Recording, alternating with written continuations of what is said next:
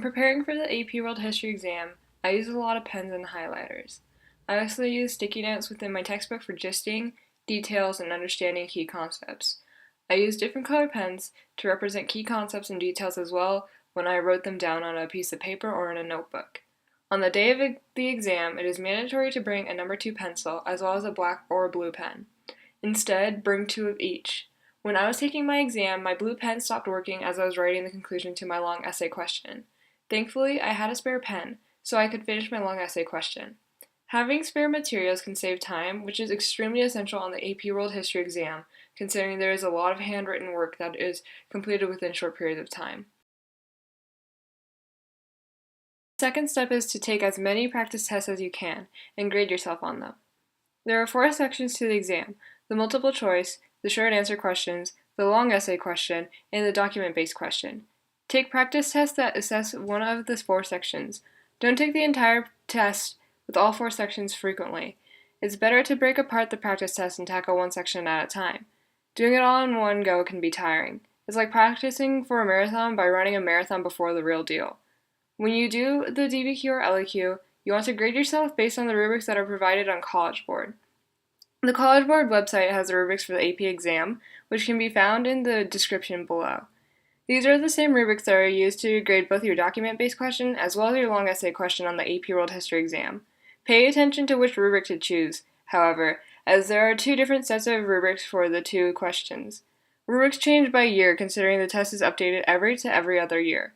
Make sure you are referencing the right rubric for the year you take the AP World History exam. For the SAQ, there aren't any rubrics, so get a teacher to read what you write when you answer SAQ questions. Practice tests help me get a taste for what the actual AP exam would look like. On exam day, I mentally made sure I followed the rubrics for the written sections to ensure I was maximizing the amount of points I gained. Within the Barron's AP World History textbook I used, there are 2 practice tests in the back and 1 online. I did every part to these 3 tests in sections. I also went online and looked at previous AP World History tests from previous years on the College Board website and completed sections of those tests to get a feel for the exam. At my school, there was no AP World History class. If we wanted to take the course, we had to teach everything to ourselves. To ensure I knew the content, I taught it to other AP World History students and slid content into conversations to solidify my understanding of the topic.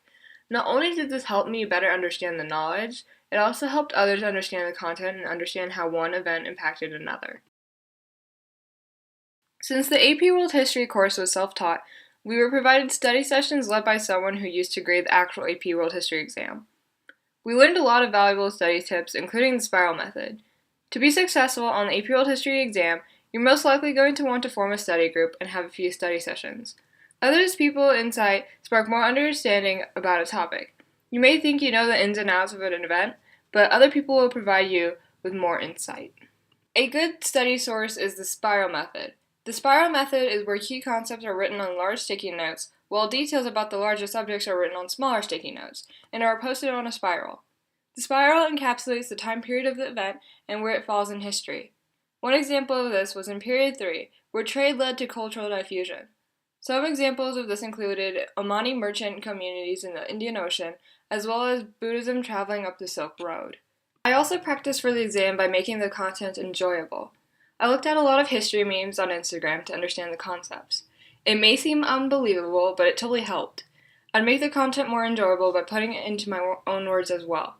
I'd make jokes that were historically accurate and made me want to learn more content. I watched a lot of YouTube videos that summarize the key takeaways from historical events.